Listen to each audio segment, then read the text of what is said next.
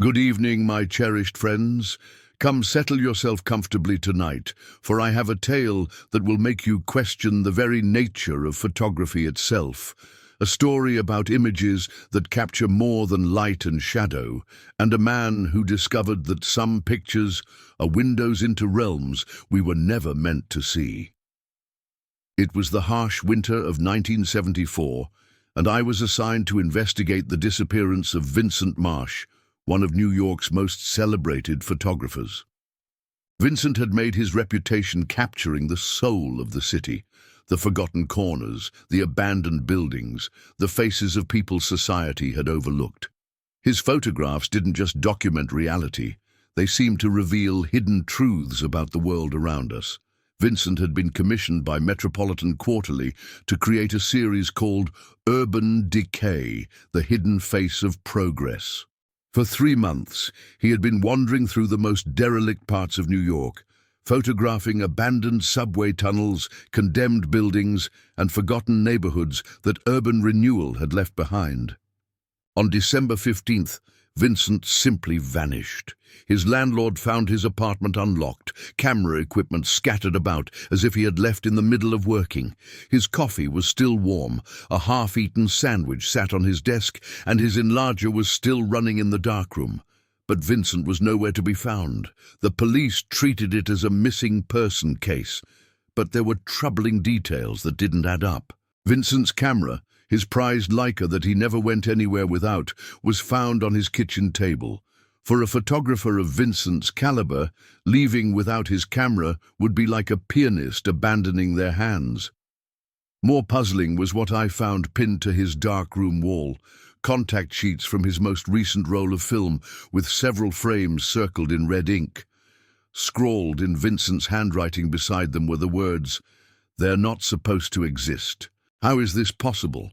And below that, in increasingly frantic script, "The camera sees what we cannot. God help me, I think I understand now." The contact sheets contained 36 frames, as was standard for 35 mm film. The first 28 showed exactly what you'd expect from Vincent's Urban Decay series: crumbling tenements, rusted fire escapes, broken windows reflecting the grey December sky. These were masterful compositions, each one telling a story of urban decline and forgotten dreams. But frames 29 through 36 were different, impossible. Frame 29 showed the interior of what appeared to be an elegant Victorian parlour, complete with ornate furniture, gas lamps, and a piano. The image was crystal clear, perfectly exposed, and absolutely inexplicable. Vincent had been photographing abandoned buildings, not furnished Victorian homes. Frame 30 showed a woman in 1890s dress sitting at that same piano, her face turned toward the camera with an expression of profound sadness. Her eyes seemed to look directly at the viewer, as if she knew she was being photographed. The detail was extraordinary. You could see individual tears on her cheeks, the intricate lace of her collar, even the dust motes floating in the air around her. Frame 31 depicted the same room, but now empty except for the furniture, which appeared to be decaying before your eyes. The wallpaper was peeling, the piano bench overturned, and something dark was spreading across the floorboards like spilled ink. I spent hours studying these images with a magnifying glass. They weren't double exposures. The grain structure was consistent throughout. They weren't composites. This was well before digital manipulation, and Vincent worked exclusively in traditional darkroom techniques. These photographs were genuine captures of something that, according to every law of reality I knew, should not have existed. Frame 32 showed the woman again, but now she was standing at a window, pointing toward something outside. Her mouth was open as if she were calling out, and her expression had changed from sadness to urgency, almost panic. Frame 33 captured what she was pointing at. The street outside the Victorian house, but it wasn't any street that existed in 1974 New York. Horse-drawn carriages lined cobblestone roads. Gas streetlights glowed in the twilight, and people in period dress walked along wooden sidewalks. Yet in the background, impossibly, You could see the steel and glass towers of modern Manhattan rising like ghostly monuments. Frame 34 returned to the interior, but now the room was filled with people, dozens of them, all in clothing from different eras. I could identify fashions from the 1890s, 1920s, 1950s, and even what looked like colonial-era garments. They were all looking at the camera, all with the same expression of desperate urgency, as if trying to communicate something vital. Frame 35 showed the room empty once again, but now completely destroyed. The floorboards had rotted through, the wallpaper hung in mouldy strips, and something that looked like black mold or shadow was creeping across the walls. In the center of the frame, barely visible, was a small pile of what appeared to be old photographs. Frame 36 was the most disturbing of all. It showed Vincent himself, standing in that same ruined room, but he looked wrong somehow. His face was gaunt, his eyes hollow, and his clothes appeared to be from a different era, perhaps the 1920s or 1930s. He was holding his camera, pointing it directly at the viewer of the photograph. Behind him, barely visible in the shadows, stood dozens of other figures, all holding cameras of their own. I decided to retrace Vincent's steps during his final days. His assignment notes, which I found scattered on his desk, provided a rough itinerary of locations he had been photographing. Most were in the Lower East Side, areas that urban renewal had targeted for demolition but then abandoned due to budget cuts. The first location was an old tenement building on Rivington Street, scheduled for demolition but still standing empty. The building superintendent, an elderly man named Giuseppe, remembered Vincent visiting multiple times over the past month. "Strange fellow, that photographer," Giuseppe told me as we climbed the creaking stairs to the 4th floor. "First few times he came, he was normal enough, took pictures of the broken windows, the peeling paint, you know, but the last time, something was different about him." "Different how?" Giuseppe paused on the landing, his breathing labored from the climb. He kept talking about seeing people in the empty rooms, said his camera was picking up things his eyes couldn't see. Asked me if I knew the history of the building, who had lived here, who had died here. The superintendent led me to apartment 4B, where Vincent had spent most of his time. The door hung open on broken hinges, revealing a single room with water-stained walls and a window that looked out onto the building's courtyard. The floorboards were warped and rotting, and the smell of mold was overwhelming. "This is where he took most of his pictures," Giuseppe said, pointing to several spots on the floor marked with small pieces of tape. Vincent's way of marking camera positions for different shots. But the last day he was here, he just stood in the middle of the room, staring at that wall there, talking to himself. I examined the wall Giuseppe indicated. It was covered in water stains and peeling wallpaper, but there was something unusual about the pattern of decay. The stains seemed to form shapes, almost like the silhouettes of people. And the wallpaper beneath, where it was still intact, showed a floral pattern that looked distinctly Victorian. "Giuseppe, what do you know about the history of this building?" The old man's expression grew troubled. "Built in 1898 it was, one of the first tenements in the neighborhood. Lot of people lived here over the years, lot of people died here too. In the 1920s there was a fire on this floor. Killed a whole family, the Ashworths, I think their name was, and during the Depression, well, people did desperate things." As Giuseppe spoke, I noticed something that made my blood run cold. In the corner of the room, barely visible beneath decades of grime and neglect, was a section of the original Victorian wallpaper, the exact same pattern I had seen in Vincent's impossible photograph. I spent the next day at the City Hall archives, digging into the history of the Rivington Street building. What I discovered painted a picture of tragedy that spanned nearly 8 decades.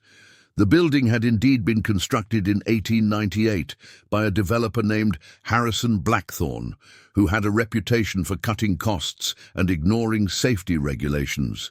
Within its first decade of operation, the building had seen an unusually high number of deaths, not just from the poverty and disease that plagued most tenements, but from a series of inexplicable accidents and incidents. The fire Giuseppe had mentioned occurred in 1923, killing the entire Ashworth family, Margaret Ashworth, a widow who worked as a seamstress, and her 3 children. But the fire report contained disturbing details. According to witnesses, Mrs. Ashworth had been heard talking to someone in her apartment for hours before the fire started, though neighbors insisted she lived alone and had no visitors that day. The fire had started in apartment 4B, the same room where Vincent had been taking his photographs. Mrs. Ashworth's body was found sitting at her sewing table, which had been positioned in the exact spot where Vincent had placed his camera. More disturbing still, clutched in her hand was a photograph, a portrait of a woman in Victorian dress, who bore an uncanny resemblance to the figure in Vincent's impossible images. But the Ashworth fire was just one of many tragedies. In 1931, during the height of the Depression, a photographer named Thomas Crawford had rented apartment 4B as a studio. He was found dead 3 weeks later, surrounded by hundreds of photographs that he claimed showed the true history of the building. According to the police report, the photographs depicted scenes from different time periods, residents who had lived and died in the building over the decades. Crawford's death was ruled a suicide, but there were unusual circumstances. His camera was found positioned on a tripod, pointing at the exact spot where his body was discovered. The final photograph on the roll showed Crawford himself, but he appeared to be wearing clothing from the 1890s, and behind him stood dozens of figures in period dress, all previous residents of the building who had died within its walls. The pattern continued throughout the building's history. Every few years, someone would rent apartment 4B, usually an artist or photographer drawn by the large windows and northern light. And every few years, that person would become obsessed with the building's history, claiming to see and photograph its former residents. In 1947, a war photographer named Jonathan Hayes rented the apartment. Hayes had survived the battlefields of Europe only to become consumed by visions of the building's past. His landlord found him 3 months later, sitting in the middle of the room surrounded by hundreds of photographs showing the same impossible scenes Vincent would capture decades later. In 1962, a fashion photographer named Diana Morse had used the space as a temporary studio. She lasted only 2 weeks before fleeing in terror, leaving behind a collection of photographs that showed Victorian-era residents seemingly aware of being photographed, reaching out toward the camera as if trying to escape their temporal prison. The building's final tragedy before Vincent's arrival had occurred in 1968, when a documentary photographer named Robert Chen had attempted to create a historical record of the tenement before its scheduled demolition. Chen's photographs showed the progression of the building's decay, but also captured images that seemed to exist outside of normal time, past and present overlapping in ways that defied explanation. Each photographer had left behind the same type of evidence, impossible photographs showing scenes from different eras, all featuring the distinctive Victorian wallpaper of apartment 4B, and all showing figures from the building's past, seemingly aware of being observed across time. And each photographer had eventually vanished, leaving behind only their cameras and their impossible images. I decided to examine Vincent's camera more closely. It was a 1960s Leica M3, a model prized by professional photographers for its precision and reliability. But as I handled the camera, I noticed something unusual about its weight and balance. It felt older than it should have, as if it carried more history than its apparent age would suggest. I took the camera to Klaus Brenner, an elderly German immigrant who ran a camera repair shop in the village. Klaus had been working with cameras since before the war, And if anyone could tell me about this particular Leica, it would be him. Interesting piece, Klaus said, examining the camera under his workbench lamp. This serial number, it's not quite right for a 1960s model. Let me check my records. Klaus disappeared into his back room and returned with a thick ledger filled with handwritten entries. He flipped through pages of camera serial numbers and repair records, his finger tracing down columns of data. Ah, here it is. This camera was originally manufactured in 1898, one of the very first Leicas ever made. But look at this. It has been modified, upgraded with newer components over the decades. The lens mount has been changed, the shutter mechanism replaced, even the film advance lever is from a much later model. That's impossible, I said. Leica wasn't even founded until 1914. Klaus looked up at me with troubled eyes.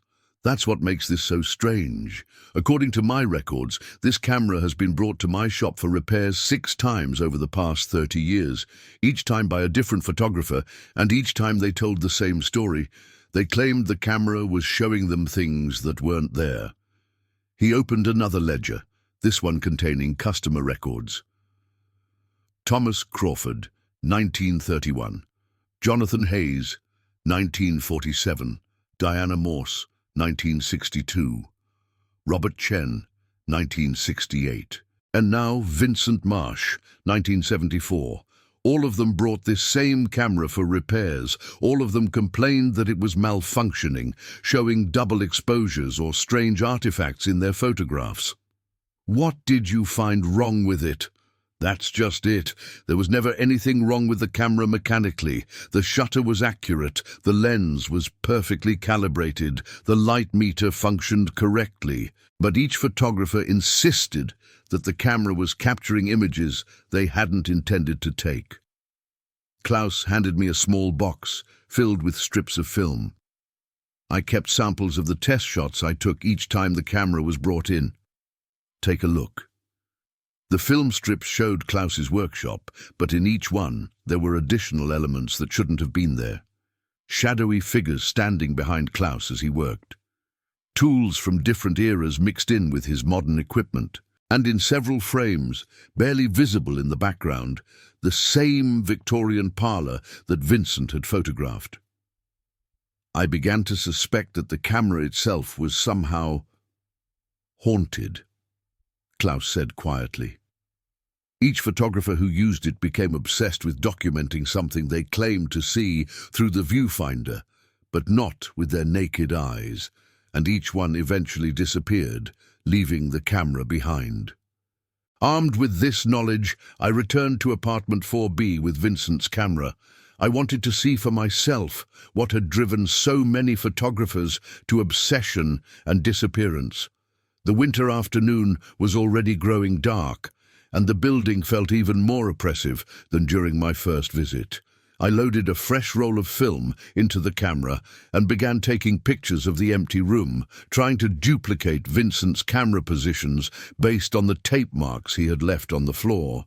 Through the viewfinder, I saw only what I expected: peeling wallpaper, water stains, rotting floorboards. But when I developed the film that evening in a borrowed darkroom, I discovered that the camera had captured far more than my eyes had seen. The first few frames showed the room as I had seen it, empty and decaying. But starting with frame 7, other elements began to appear. Faint at first, like double exposures, but becoming clearer with each successive photograph. Frame 12 showed furniture beginning to materialize in the room. A piano, chairs, tables, all in the Victorian style. The wallpaper appeared intact, showing the floral pattern I had glimpsed beneath the decay. Frame 18 revealed people in the room, shadowy figures at first, but becoming more substantial with each frame. I recognized the woman from Vincent's photographs, the one in the 1890s dress who had been sitting at the piano. She was there, along with what appeared to be her children and other figures I couldn't identify. By frame 24, the transformation was complete.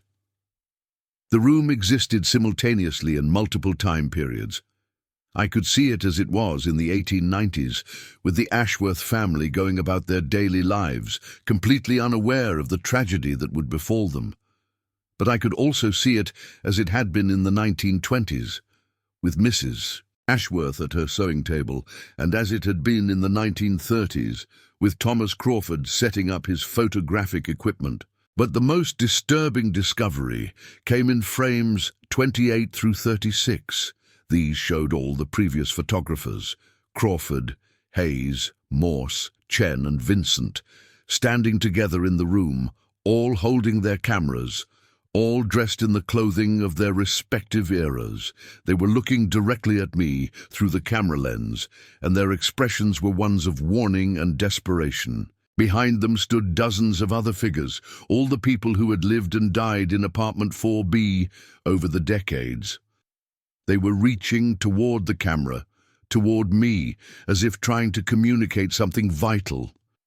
In the final frame, I saw myself, standing in that room with Vincent's camera raised to my eye, but I wasn't alone.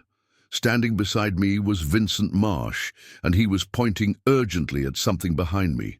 I turned around in the darkroom, half expecting to see Vincent there, but I was alone.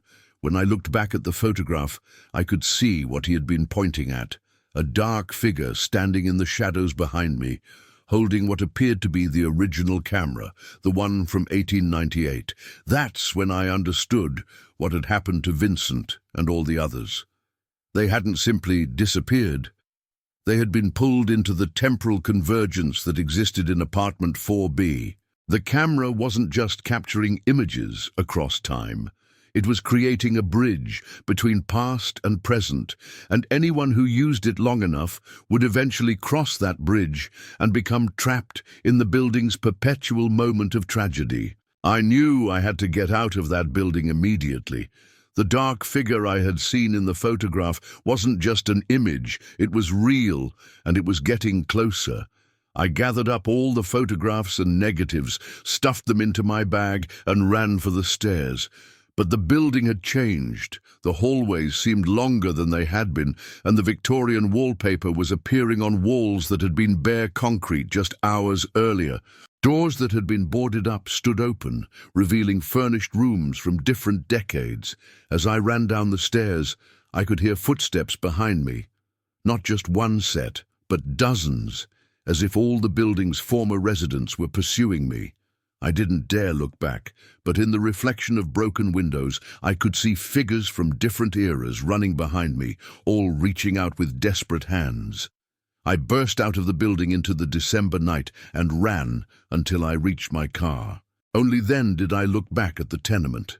For a moment, it appeared as it had been in its prime, windows glowing warmly, smoke rising from chimneys, people visible in the windows living their daily lives. But then the vision faded, and I saw only the decaying building scheduled for demolition. I drove home and spent the rest of the night developing and printing every frame from Vincent's camera. What I discovered was a complete photographic record of the building's history, not just the tragedies, but the everyday lives of all the people who had called it home. The camera had been documenting everything, creating an archive of human existence that transcended the normal boundaries of time. But I also understood why the photographers had disappeared. The camera didn't just observe, it participated. Each photographer who used it became part of the building's permanent record, forever trapped in that moment of convergence where past and present existed simultaneously. I made a decision that night. I took Vincent's camera, all the photographs, and every negative, and I burned them in my fireplace. I watched as decades of impossible images turned to ash, releasing whatever force had held those souls in temporal bondage. The next morning, I received a call from Giuseppe, the building superintendent. Vincent Marsh had been found, he told me, sitting peacefully in apartment 4B. He claimed he had simply been taking a nap and couldn't understand what all the fuss was about. When I asked Giuseppe about the date, he seemed confused. According to him, Vincent had never been missing. He had been working in the building every day for the past week. I never wrote the story I had been assigned. How could I explain something that defied every law of reality? Instead, I filed a brief report stating that Vincent Marsh had been found safe and that there was no story to pursue. The building on Rivington Street was demolished 6 months later, finally falling to the urban renewal project that had been delayed for so many years. I watched from across the street as the wrecking ball reduced decades of history to rubble and dust. But I kept one photograph, a single image of apartment 4B as it appeared in normal time, empty and decaying. Sometimes, late at night, when the light hits it just right, I can see faint figures moving in the background. Shadows of people who lived and died in that room, finally free to move on to whatever comes after. Vincent Marsh never remembered his week of disappearance, but his work changed after that experience. He stopped photographing urban decay and began focusing on portraits, images of people that seemed to capture not just their appearance, but their entire life stories. His later work was considered some of the finest portrait photography of the 20th century. The camera shop owner, Klaus Brenner, told me months later that an identical Leica had been brought to him by a young photographer working on a documentary about immigrant communities. Klaus refused to work on it and advised the photographer to find a different camera. Some tools, he had learned, are too dangerous to use, no matter how precisely they might work. I learned something important from that experience, my friends. Photography is more than just capturing light on film. It's about preserving moments in time, but some moments are better left uncaptured. Some doors between past and present are better left unopened. We think of photographs as windows into the past, but sometimes, if we're not careful, we might discover that some windows can be opened from both sides, and we might not like what steps through. Vincent Marsh disappeared again 3 years later while working on another urban photography project. This time, his camera was never found.